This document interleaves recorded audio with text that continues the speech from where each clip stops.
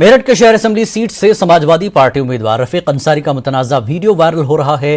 वो मखसूस तबके का खौफ दिखाकर समाजवादी पार्टी को वोट करने की लोगों से अपील कर रहे हैं।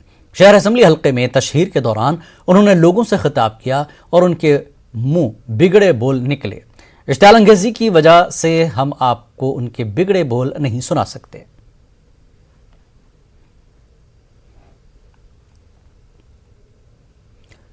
अफगान सफीर फरीद मामू नजरनी ने कहा कि हिंदुस्तान से 50,000 मैट्रिक टन गंदम की तरसील अफगानिस्तान के लिए 10 या 12 फरवरी से शुरू हो जाएगी और ये 1 माह के अंदर मुकम्मल हो जाएगी। उन्होंने अफगानिस्तान के लिए बजट में मुख्तस 200 करोड़ रुपए और चाबहार के लिए 100 करोड़ रुपए का भी खैर मकदम किया।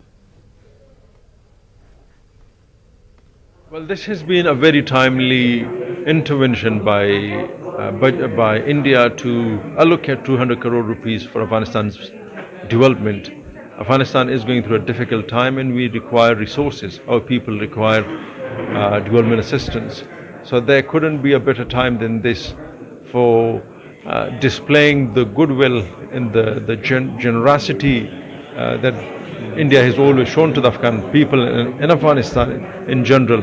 So we are grateful for that and we hope that these resources would be timely provided to all those initiatives that has been planned.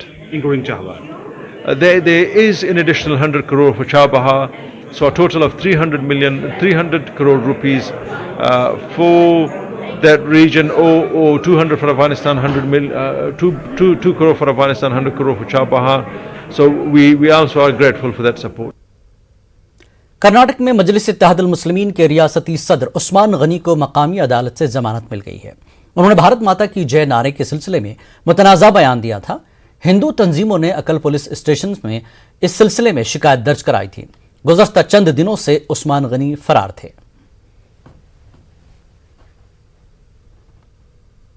वज़ीर-ए-आज़म मोदी ने बीजेपी कारकुनों से वर्चुअली खिताब करते हुए कहा कि मौजूदा बजट तरक्की पसंद बजट है और ये बजट नई उम्मीदों को परवान बख्शेगा। उन्होंने कहा कि मुल्क बड़ी बीमारी से लड़ रहा है। पीएम ने कहा कि आलमी सतह पर हिंदुस्तान से मुतल्लक नजरिए में मुस्बत तब्दीली आई है। जदीद हिंदुस्तान की तख्लीक के लिए आत्मनिर्भर भारत जरूरी है।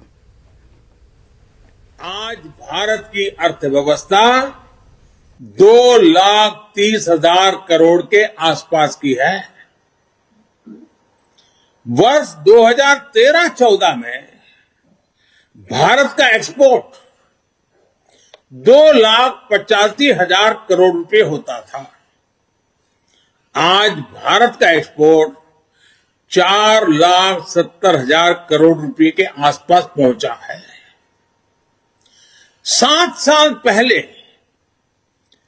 करीब $275 बिलियन का विदेशी मुद्रा रिजर्व हमारे देश के पास था। आज देश का विदेशी मुद्रा रिजर्व $630 बिलियन को पार कर गया है। वर्ष 2013 में देश में $36 बिलियन का विदेशी निवेश एफडीआई था।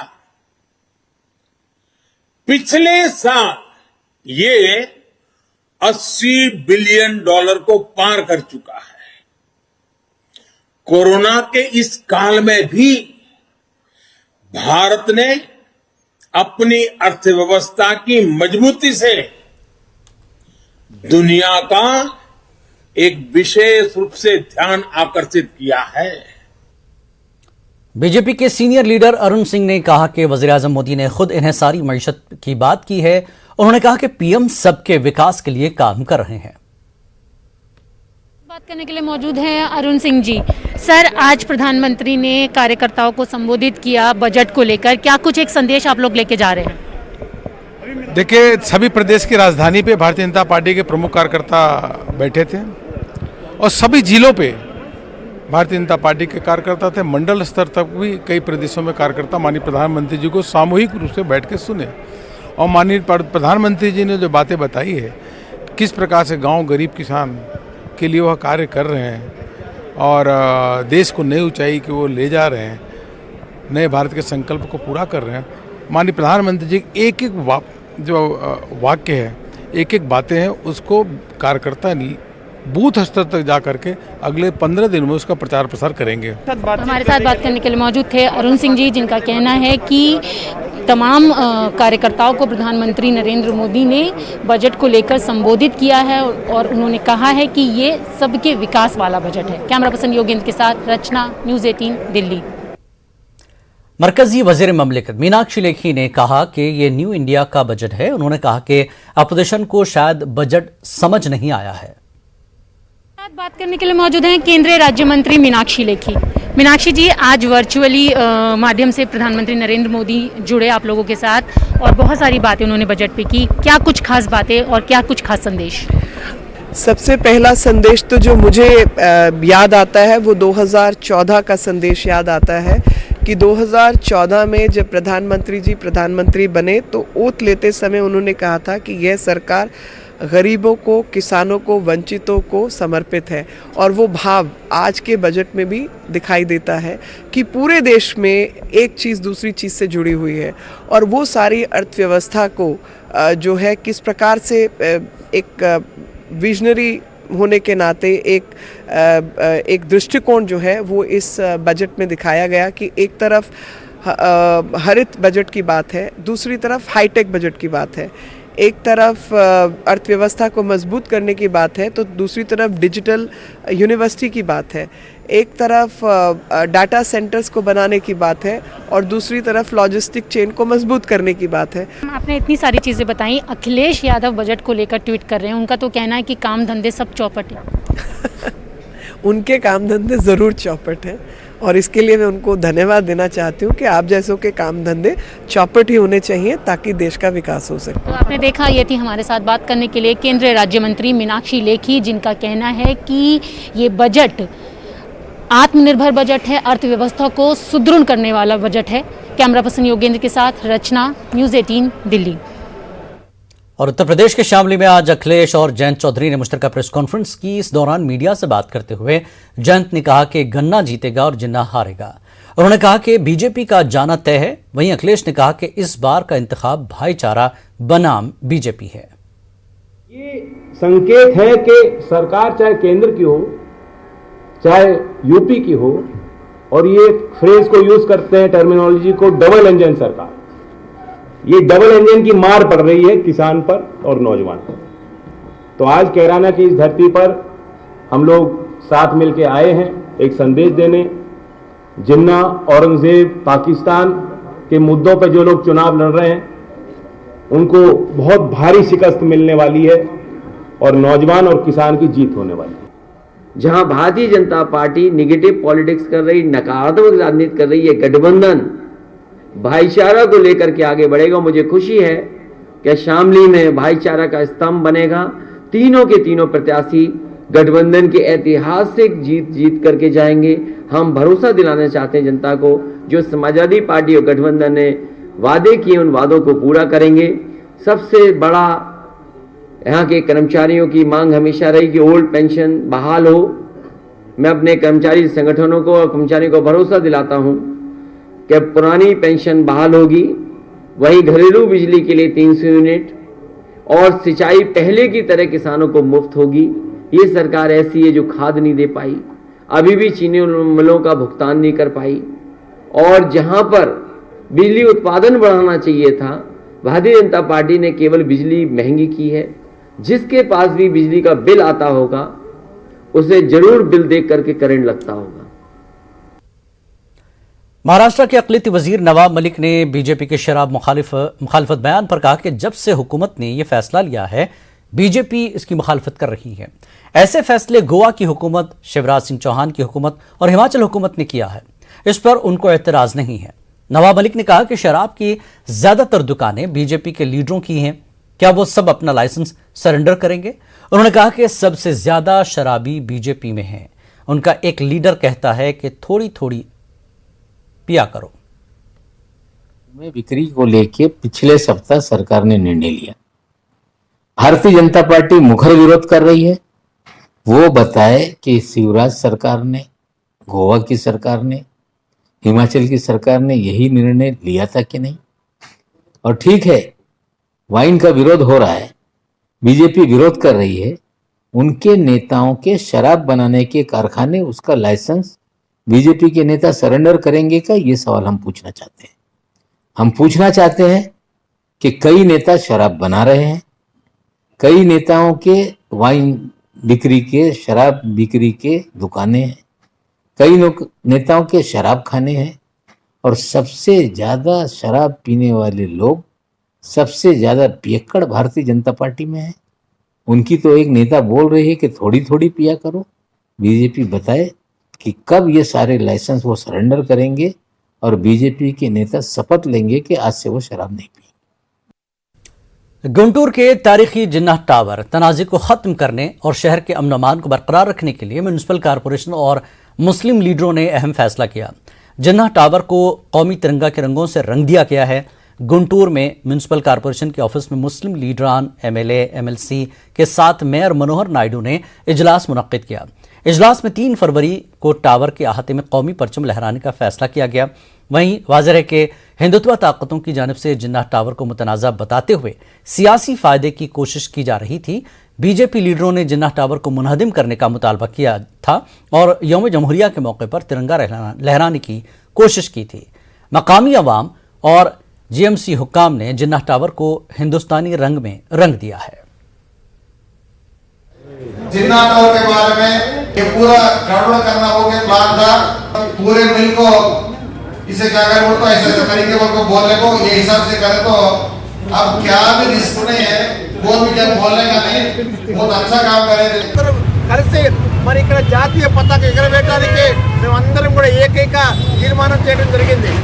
మిత్రులారా, మీరు ఒకటే ఆలోచించుకోండి, ఈ భారతదేశంలో మనం పుట్టాం, ఇక్కడే సస్తాం, ఇక్కడే ఉంటాం. పోయే వాళ్ళ ముస్లింలు మత పెద్దలు కొంతమంది వెళ్ళిపోయారు, కానీ భారతదేశంలో ముస్లిం ప్రతి ఒక్కరు కూడా భారతదేశం కోసం ప్రాణాలు అర్పిస్తామని చెప్పి తెలియజేస్తూ మేము ఇక్కడ జాతీయ పతాకం ఎగరవేయడానికి మేమందరం కూడా సిద్ధమై ఉన్నామని చెప్పి తెలియజేస్తూ ఉన్నాం। मुल्क में कोरोना के यौमिया केसेस में मुसलसल कमी दर्ज की जा रही है। वजारत सेहत की जानिब से जारी करदा आदाद शुमार के मुताबिक पिछले 24 घंटे में 1,61,386 अफराद में मर्ज की तस्दीक हुई, जबकि मुल्क में कोरोना मरीजों की अमवात की तादाद में मुसलसल इजाफे से तशवीश पैदा हो गई है।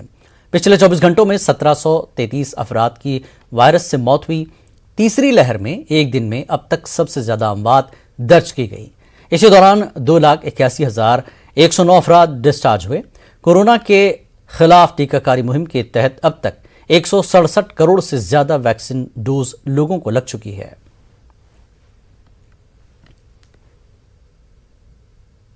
वक्त एक ब्रेक का, ब्रेक के बाद फिर लौटेंगे।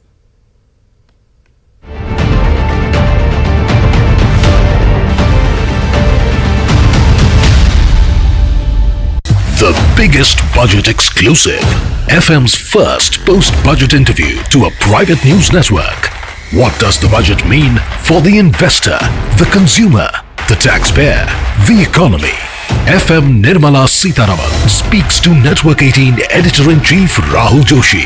The FM interview, live and exclusive, today at 5:30 p.m.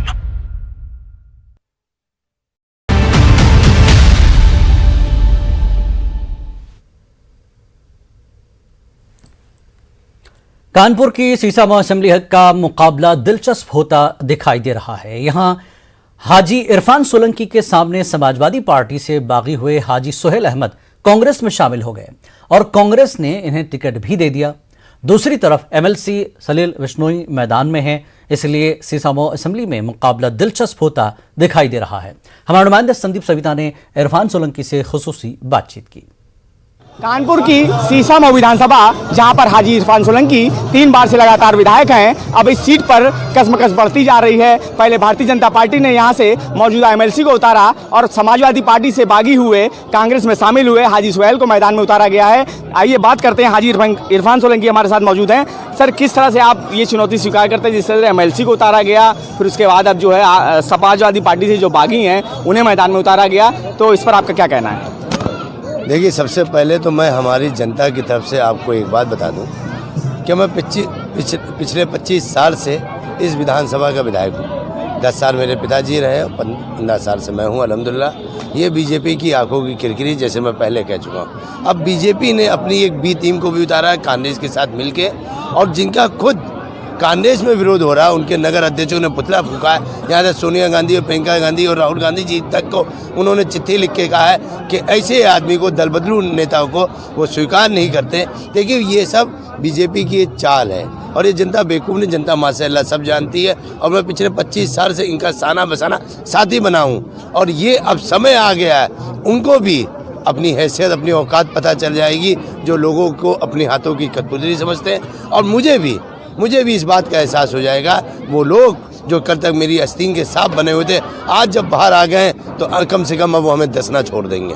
जिस तरह से आपने देखा कि साफ तौर से इरफान सोलंकी ये कहना है, दल बदल के लोग कांग्रेस में शामिल हुए हैं और भारतीय जनता पार्टी के बी टीम के रूप में काम कर रहे हैं। उनका कुछ भी नहीं होगा क्योंकि उन्होंने क्षेत्र में काम किया है। कानपुर से संदीप सविता, न्यूज़ 18 उर्दू। और यूपी में इंतखाबी गहमा गहमी जारी है। कानपुर के सीसामऊ सीट पर मुकाबला काफी दिलचस्प होता दिखाई दे रहा है। यहां से इरफान सोलंकी 3 बार से रुकन असेंबली हैं। बीजेपी ने इस सीट पर मौजूदा एमएलसी को मैदान में उतारा है, तो वहीं समाजवादी से कांग्रेस में शामिल होने वाले हाजी सुहेल अहमद इस सीट से अपनी किस्मत आजमा रहे हैं।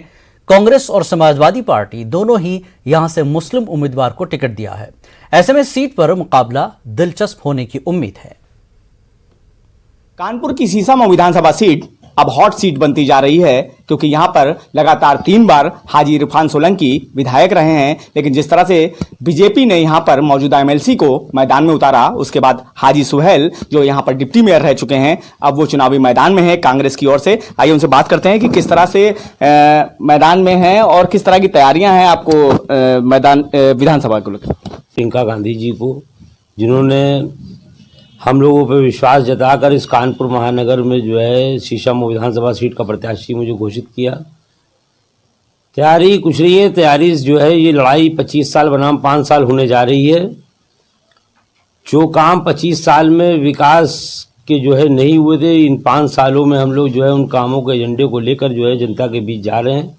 और जल्द ही जो है ये साफ हो जाएगा कि जो 25 साल में जो है जो जिस तरह धोखाधड़ी करी गई है जनता के साथ, जिसमें विशेष रूप से जो है ये 15 साल तो इस तरह के गए हैं जैसे कि जो है ये बस्तियां स्लम में तब्दील हो गई हूँ। सीवेज सिस्टम ध्वस्त पड़े हैं। हालत ये है, पीने का साफ पानी आज तक उपलब्ध नहीं हो पाया है। अफसोस तो ये कि कहीं कहीं तो लोगों को पीने का पानी ही नहीं मुहैया है, बहुत काफ़ी दूर से लेके आना पड़ रहे हैं। तो ये बदतर हालत है और समस्याओं का जखीरा है सीसामऊ विधानसभा। और इंशाअल्लाह अगर हम लोगों को मौका मिला तो हम लोग जो है कोशिश करेंगे कि जो 5 साल के काम है वो 3 साल में हम लोग पूरे करके जनता के बीच जाएं। तो जिस तरह से आपने देखा कि यहाँ पर सुहेल अहमद जो कि कांग्रेस से प्रत्याशी हैं सीसामऊ विधानसभा में, उनका साफ तौर से कहना है कि जो यहाँ पर मौजूदा विधायक हैं उन्होंने पिछले 15 सालों में कुछ भी काम नहीं किया, यहाँ पर बदलाव की जरूरत है। कानपुर से संदीप सविता, न्यूज़ 18 उर्दू। वहां से रुकन असेंबली मुख्तार अंसारी को एक मामले में 1 लाख के निजी मुचलके पर जमानत मिल गई है, पर उन्हें अब भी जेल में ही रहना होगा क्योंकि मुख्तार अंसारी को कई दीगर मुकदमों का भी सामना है।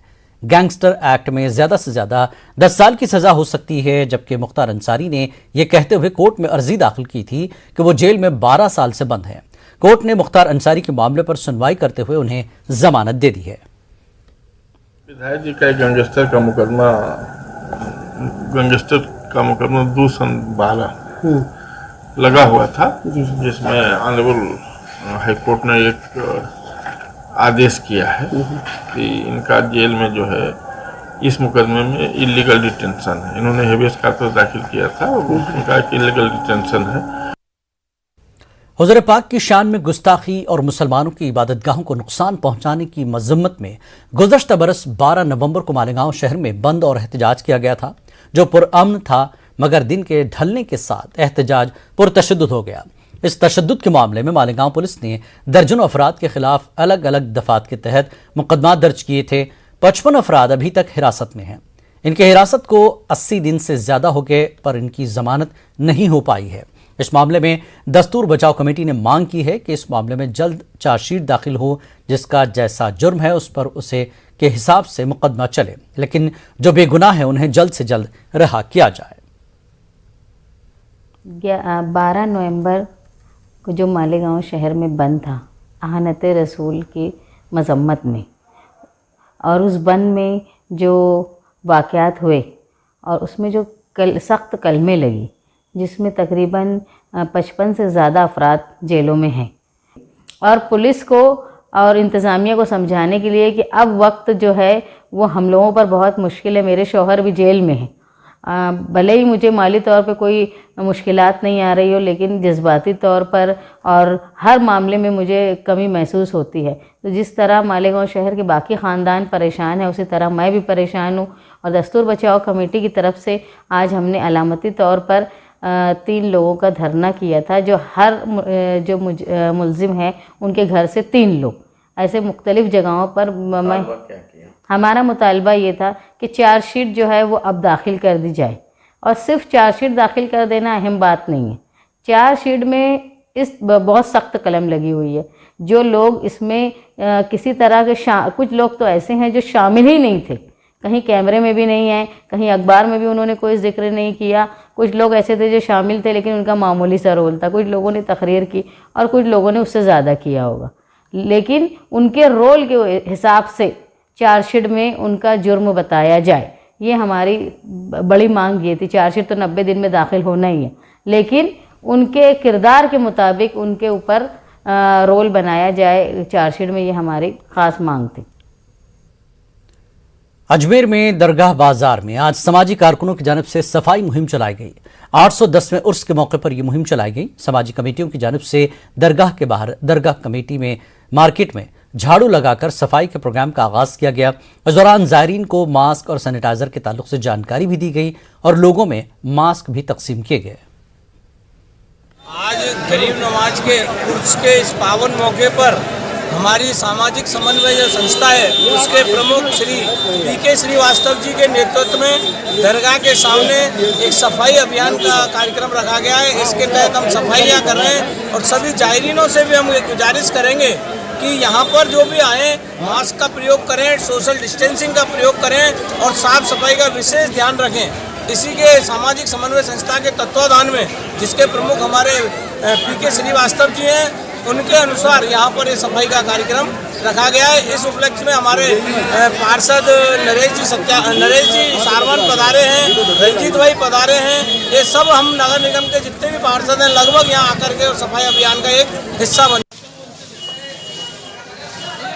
अजमेर शरीफ की दरगाह का 810वां उर्स शरीफ का आगाज होने जा रहा है। इस सिलसिले में अब बड़ी तादाद में ज़ायरीन अजमेर पहुंचेंगे। इस सिलसिले में समाजी कारकुनों ने मिलकर अजमेर मार्केट में, अजमेर शरीफ की दरगाह के सामने मार्केट काफ़ी लंबी सड़क है, काफ़ी बड़ा मार्केट है आसपास के इलाकों में, उस मार्केट को में सफाई का काम अंजाम दिया और ज़ायरीन को खासकर जो दरगाह शरीफ पहुंचते हैं उनको सैनिटाइज़र और मास्क भी तकसीम किया गया ताकि कोरोना के इस मौजूदा दौर में लोग इस बीमारी से बचे रहें और उर्स के काम को बहुस्न खूबी अंजाम दिया जा सके।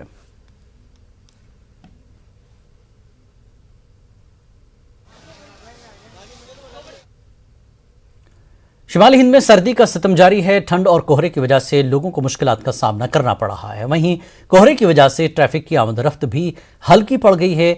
यूपी, उत्तराखंड, दिल्ली, पंजाब समेत कई इलाकों में ठंड की वजह से दर्जा हरारत काफ़ी कम है। सर्दी से बचने के लिए लोग अलाव का इस्तेमाल कर रहे हैं और ठंड और कोहरे का असर ट्रेन खिदमात पर भी पड़ा है। ठंड इस बार ज़्यादा है, लेकिन लास्ट 2 डेज से it looks it's better, it's getting better. Hope कि नया कोई स्पेल ना आए इसमें, क्योंकि इसमें हमारा मॉर्निंग वॉक वगैरह सब डिस्टर्ब हो जाता है। काफ़ी टफ है एक्चुअली। आज फिर भी थोड़ा सा फॉग भी सही है। कल तो बिल्कुल ये था कि 20 मीटर की दूरी पे कुछ नहीं दिखाई दे रहा था। तो even during the morning walk भी हम लोगों को काफ़ी समस्या आ रही थी, लेकिन आज बेटर है एंड वी आर होपिंग कि ये ऐसा ही रहे, जिससे कि कम से कम हमारा मॉर्निंग वॉक डिस्टर्ब ना हो। इस समय ज़्यादा हुआ है और सुबह हम यहाँ पे 6 बजे करीब आते हैं तो इतना कोहरा रहता है, बहुत कोहरा रहता है। रोड क्रॉस करने में भी दिक्कत आती है हम लोगों को। फिर यहाँ जाते हैं, फिर व्हीकल भी आते हैं, वो हमें दिखते नहीं है। लाइट तो बिल्कुल ही गायब हो जाती है। हाँ, मॉर्निंग वॉक पे आते हैं, हमें तो बहुत अच्छा लगता है। हमारे रूटीन में है, हम हमेशा आते हैं सुबह।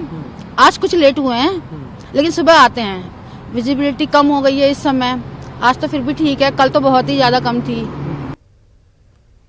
दिल्ली एनसीआर में एक बार फिर फिजाई आलूदगी बढ़ गई है। गुज़श्ता दिनों बारिश की वजह से लोगों को आलूदगी से राहत मिली थी, लेकिन अब एक बार फिर दारुल-हुकूमत की फ़ज़ा ख़राब हो गई है। सफ़र के मुताबिक दिल्ली की हवा बेहद ख़राब ज़ुमरे में है और AQI 300 से 43 है। वहीं नोएडा का AQI लेवल भी बहुत ख़राब 358 दर्ज किया गया है।